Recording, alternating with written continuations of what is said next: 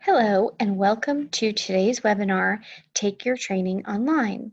On behalf of APDT, we understand this COVID-19 pandemic is unprecedented, and we are all working through this trying times.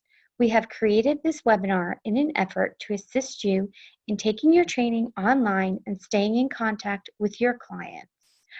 I would like to take this moment to present to you Megan Stanley.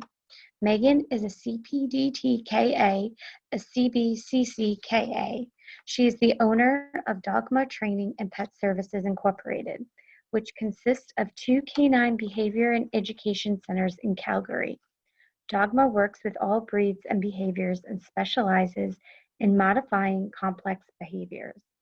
Megan has over 10 years as a professional dog trainer, and education is the core of her business. She has recognized that there is a strong need for regulation in the pet care industry and has set the standard for dog training and daycare in Calgary through Dogma. She provides education through her business, free online resources to the dog owner and trainers through speaking engagements. Megan is the past chair of the APDT board. She has also served on the Canadian Association of Professional Dog Trainers as well. And now I'd like to present to you Megan Stanley. Thank you, Jennifer. I'm really happy to be here, happy to be sharing this.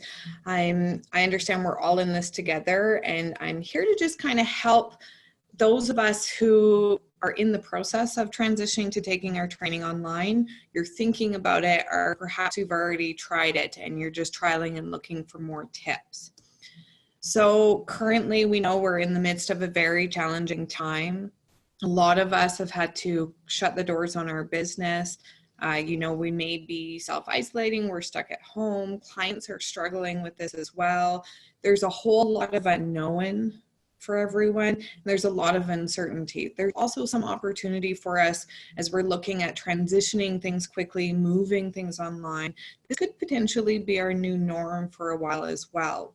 So we want to focus on transitioning online effectively, doing this as quickly as we can. I'm going to go through a whole variety of options for us on all of any type of training program you may offer, whether that's through your group classes, whether it's private training, or you're looking at even moving some classes and having an online classroom as well.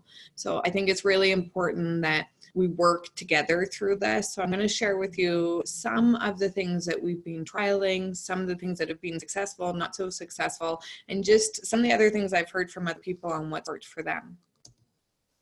So if you saw, Trevor Smith did a wonderful presentation on unleashing your business and taking it online as well, and moving into more of these different platforms. His session is great. So I highly recommend watching that if you haven't watched it yet. I am still going to touch on some of the technology pieces, but I recommend going to him, watching that for more details and some different ideas and different programs you can use for this.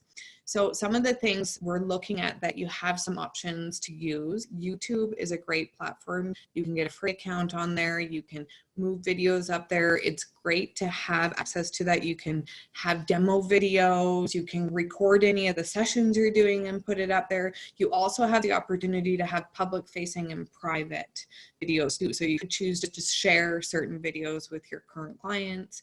Lots of great options there. And it's a great way to be found as well.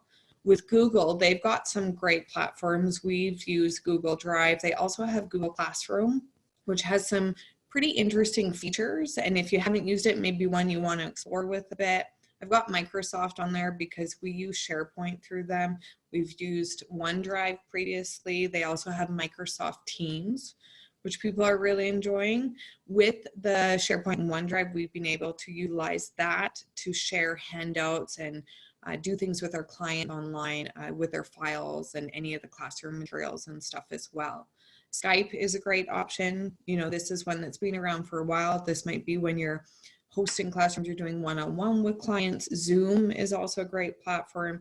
We've been primarily using that. That's what we're currently using for this webinar. I'll go through some of the features and what we've quite enjoyed on that. And then there's just Facebook, and Facebook's got some really great options I'm going to share with you as well that you can use with your clients, including setting up materials and classroom and core structures and everything for them as well. I'm finding it really easy for just having it to be one place for communication as well. It's just made it a little bit easier to manage a lot of what we've been going through.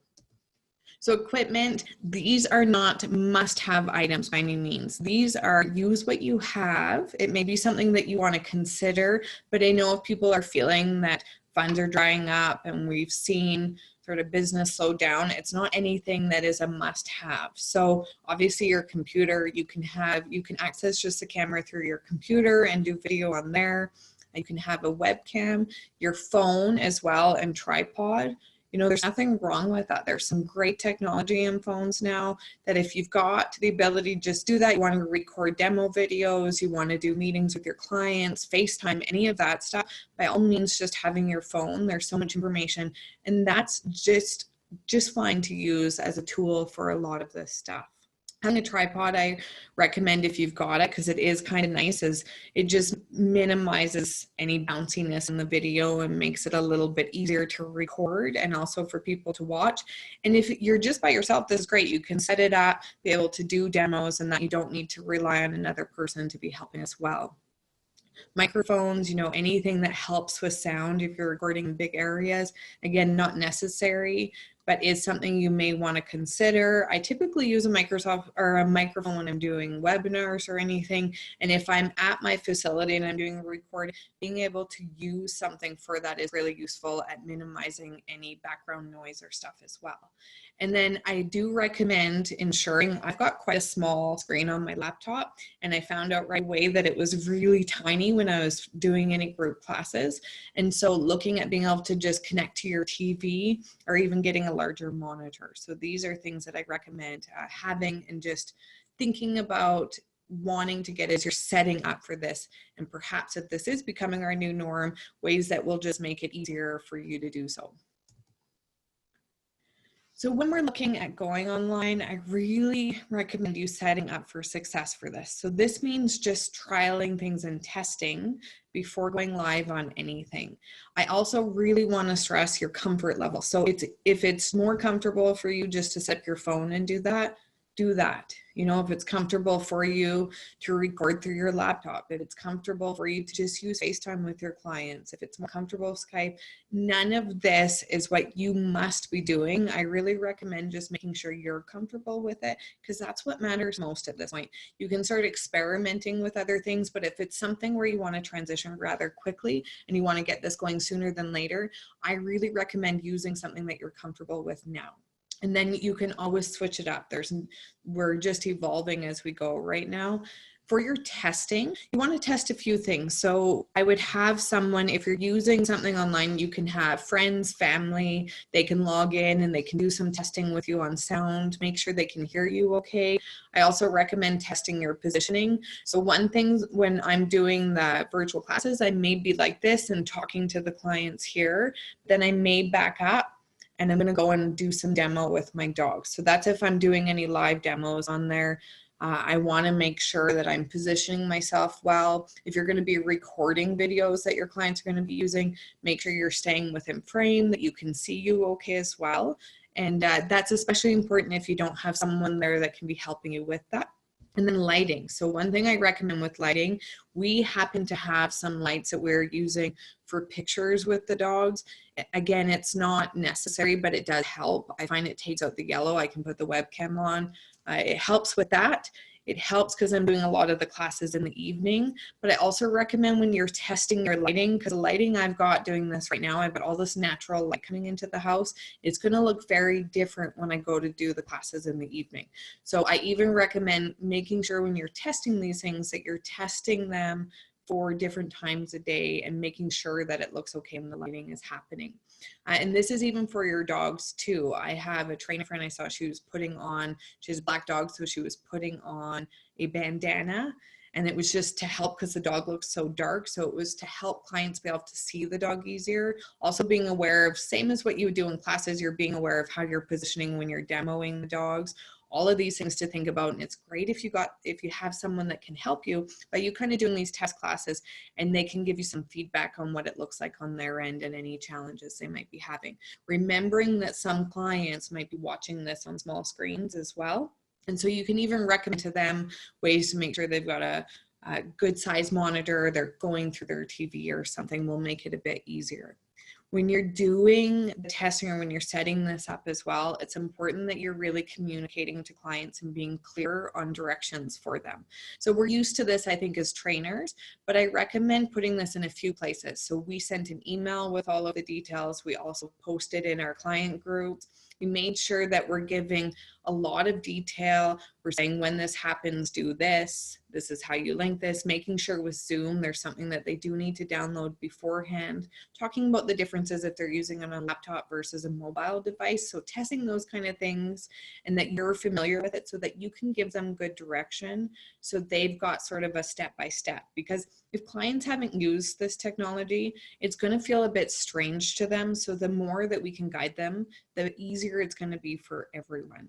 And so you can do that in multiple places and just make sure you're really clear, and also tell them that you're just going to trial things. So what we did, we wanted to move this pretty quick last week. So I put out and I said, we're just going to do some trial sessions. Anyone that wants to join us, please do.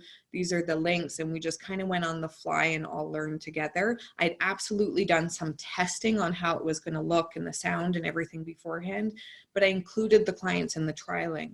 A friend of mine, a trainer up north, Jessica Cohen with Mosaic Dogs, she was sharing with us this week that she had actually set up an hour of trialing where clients could come, log in. It wasn't about dog training. It was just testing the technology. I thought this was a really good idea because it was a good way for the clients to get comfortable without having to deal with their dogs and do anything. They could come and just trial how it was going to work and work out any of the technical details. So that's a really good idea to do with your clients as well, and a way to make sure that everyone's set up for success so that when you do actually host a session, everyone's feeling comfortable with it.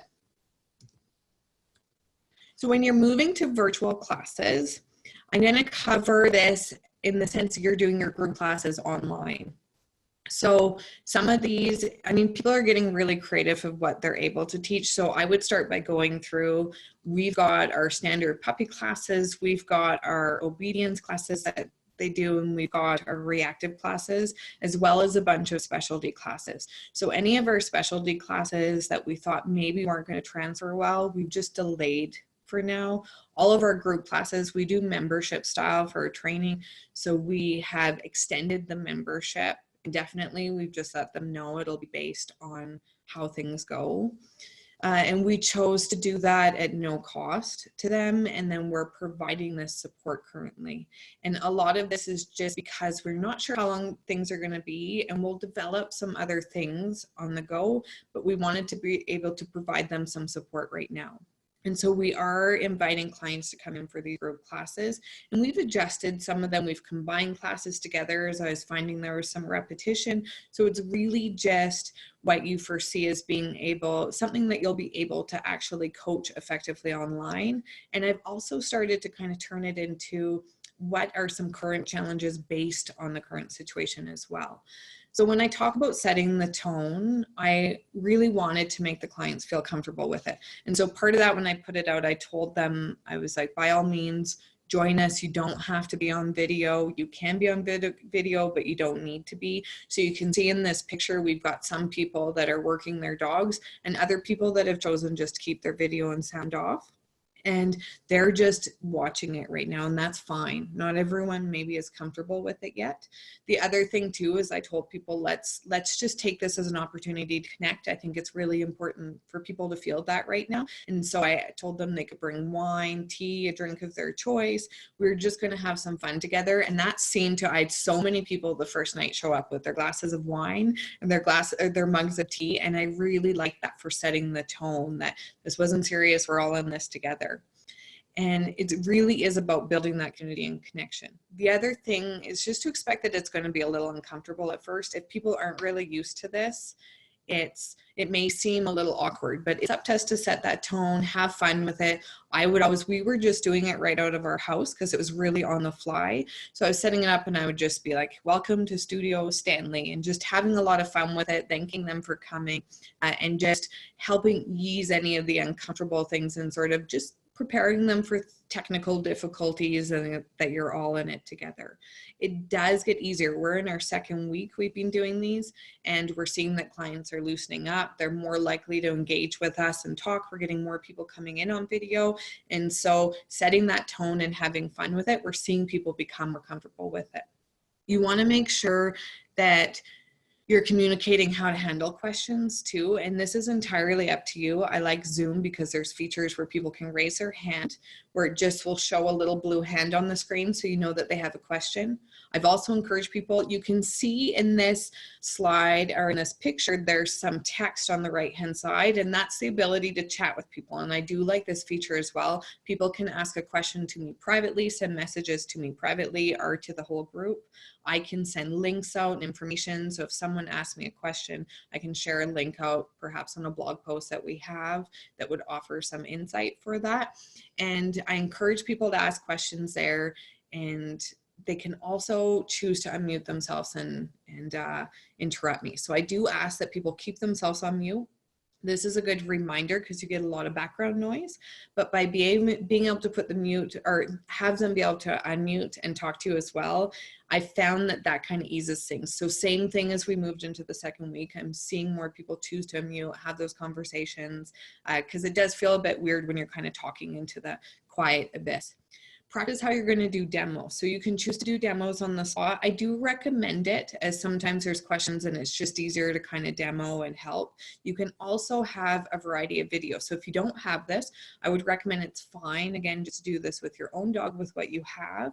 Set up some videos on some basic skills, and you can even share your screen and show this to clients as you're doing these classes. So someone might ask me how to get stay with duration or something, and I could go and access a video, share it with them, and then also demo it if they need. But it's a little bit easier that way. I'm also finding that 3 classes a night with my dog is a bit much for her, so she's kind of tapping out as the classes are finishing. So having access to some video demos is helpful as well. And then be prepared to understand how you're going to address coaching.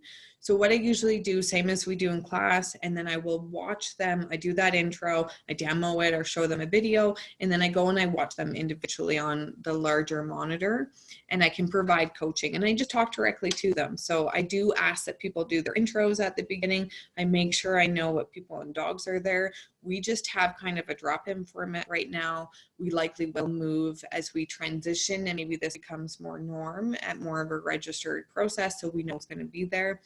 But I like just referring to them by name, coaching them on the fly. And I think it's great that they're willing to share and do this in their homes as well. So for virtual consults, this is kind of not the best video I have, but this is myself, and this is someone doing the work with their dog, and I'm just coaching and watching what they're doing. So this is moving to private training more and doing one-on-one with clients. And so I recommend still having your questionnaire filled out. You may even want to look at that, reassess it, make sure you're getting all the right information that you'd like for it. I also recommend having the client send you video. So this is a nice one to have if there's contacting you about a specific concern. It's nice to have that video because it might not be something you'd be able to see as easily if they're just doing a virtual consult through their home. So it might be something, a behavior the dog is demonstrating out on walks are very specific. Ask them to send you some video so you can watch that and coach them on that, and that you're actually seeing what's going on. Again, it can be a little uncomfortable for the clients when they first come on. So it's about building that rapport, making sure they feel comfortable, putting them at ease at first. Don't go right into trainer brain. I always, with each class I do, I give it a time, whether it's a class or a consult, I give some time to make sure everyone's feeling comfortable with the technology. I make sure we kind of build that rapport, everyone's feeling comfortable, and then I talk about what we're going to do. So I think that's also important. Whichever way you're doing this, it's letting them know what to expect over the next hour or anything that you're going to be working on with them. Again, it's not a bad idea to have the ability to demo or have access to videos and stuff. So the nice thing about the consult, got some specific stuff I can go through, be prepared with different links, videos, stuff I want to share with them. I also make sure, one thing for us, make sure everything is shut down. So you log out of everything. You're not going to get binging notifications and everything as you're doing this. And just kind of go through that with them as you would. It's really just about coaching them on what they're seeing and then providing a summary afterwards. We've had a lot of people talking about fees with this as well. I do recommend having a reduced fee for a virtual consult versus in person. And that's just because it takes me less time. So I don't need to consider travel time and all of that with it. It's literally, I do a little bit of prep time, which I would be doing for a consult anyways. I sit down, do that hour-long consult, 30 minutes, 60 minutes. I think that at 60 minutes is kind of your limit. I feel like it's a bit long to do anything longer, but experiment, see what's comfortable with you, comfortable with your clients, and go from there. So there's also online programs. So these are different than doing the virtual classrooms because they're not live.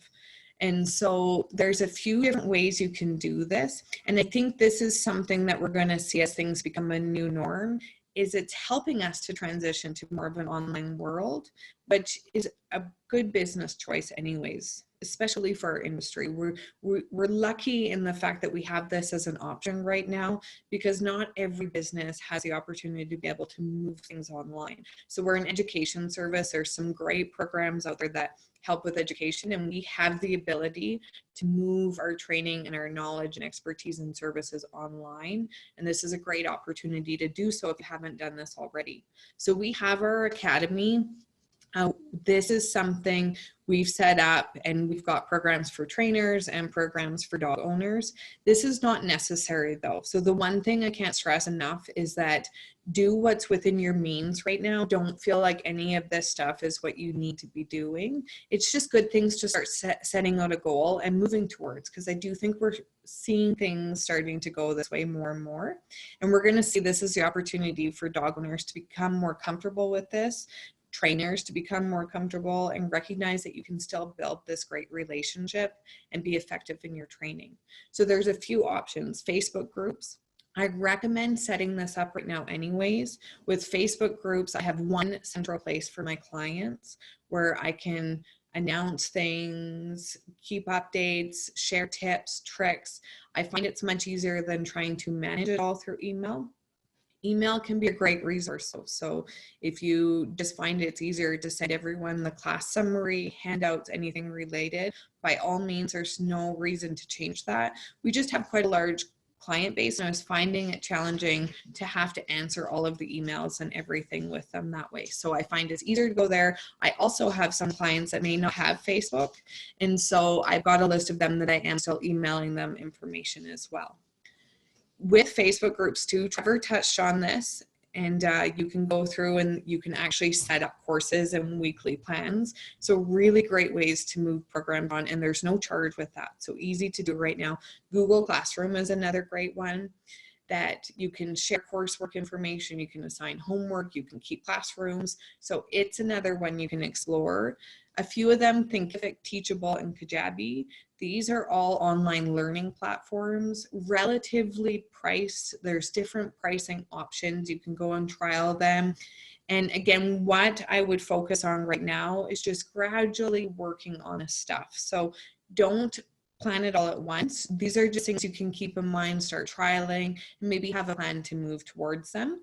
The thing I like about having the online programs is it's all this time once to go in, develop all the content, put it all there, and then it just kind of does the work for you. So on a general business decision, this makes sense because you're not having to repeat all these things over and over again. And so it's a good way. Anything you feel like you're having to repeat in your messaging and your tips and your tricks, either put it to a blog, put it into video, or start putting it into some kind of online classroom content.